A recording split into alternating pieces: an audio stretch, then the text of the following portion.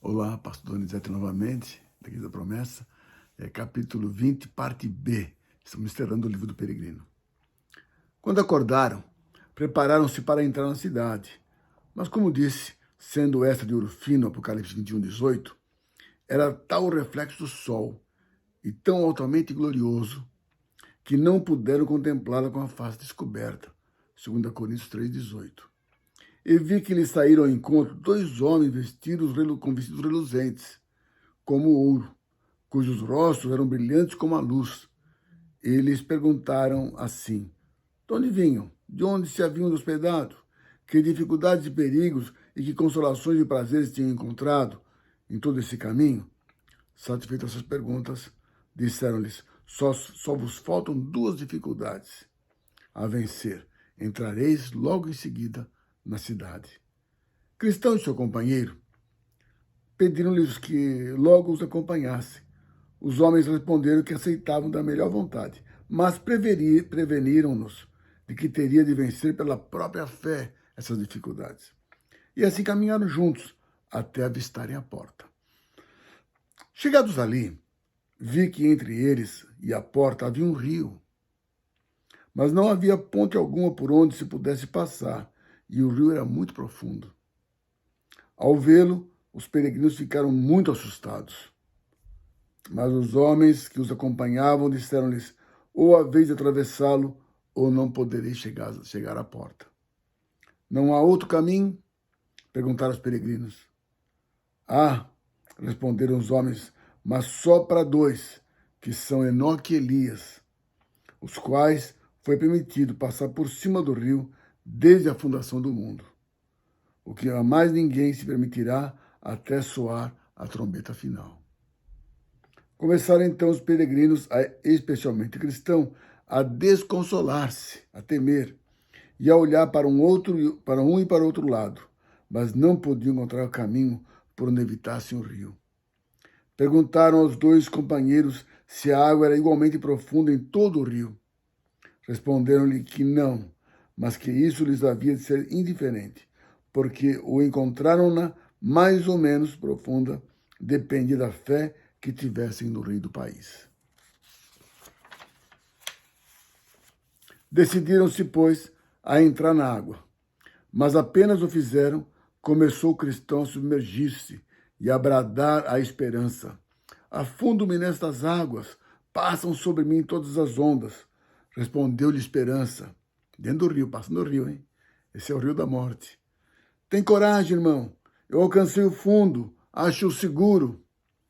Ah, meu amigo, exclamou o cristão, rodearam-me as dores da morte, e não verei a terra que manda leite e mel. Nisto caiu sobre o cristão grande horror e obscuridade, de modo que nada podia ver. Perdeu parte dos sentidos, de modo que não podia recuar-se, nem falar com acerto de nenhuma das doces refrigérios que tinham encontrado no caminho. Todas as palavras que pronunciava davam a entender que tinha horror e se aterrorizava de morrer naquele rio, de não chegar a entrar pela porta da cidade. Os circunstantes também observavam que ele tinha dolorosos pensamentos de pecado que cometera, tanto antes como depois de se fazer peregrino. Igualmente notou que o afligiam aparições, fantasmas e espíritos maus, o que se depreendia das palavras que soltava. Muito grande era o trabalho de Esperança para conservar fora da água a cabeça de seu irmão. Algumas vezes submergia-se inteiramente, e o que o deixava quase meio morto. Tratava-se de o consolar, falando-lhe da porta e dos que ali estavam esperando. Mas Cristão respondia: é a ti que esperam. Sempre fosse Esperança, desde que te conheço.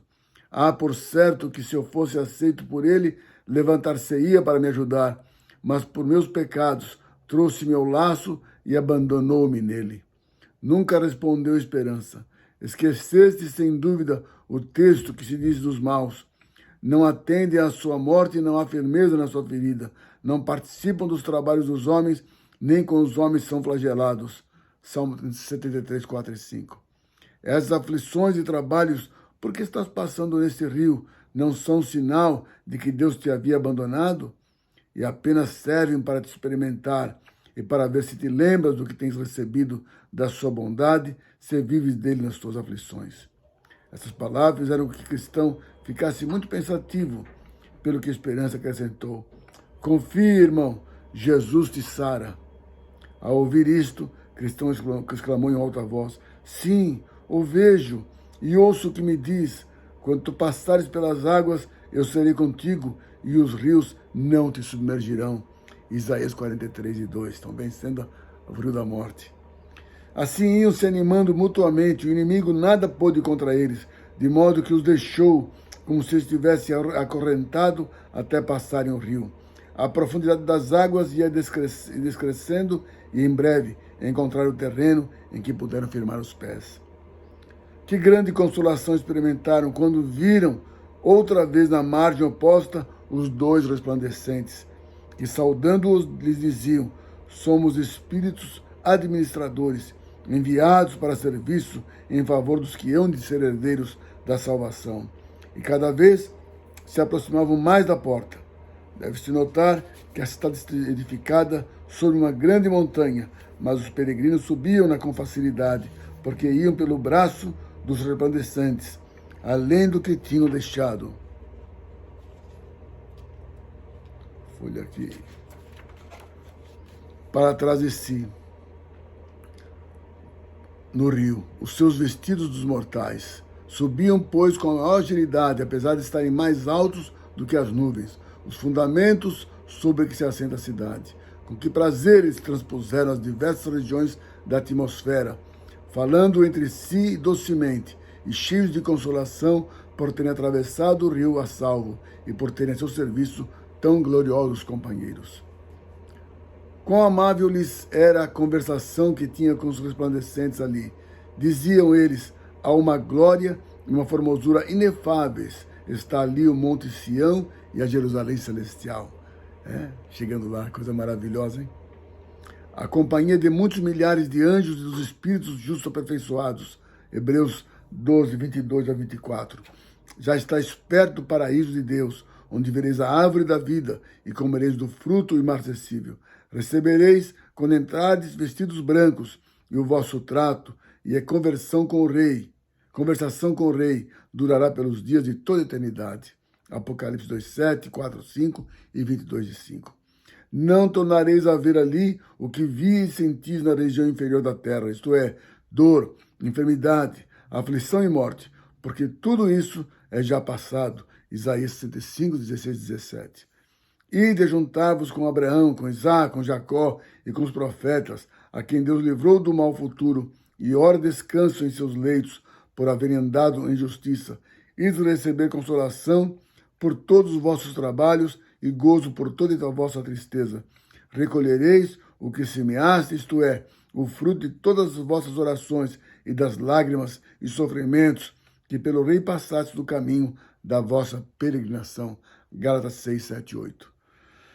Cingireis coroas de ouro e gozareis a perpétua vista e a presença do santo, porque ali o vereis como ele é.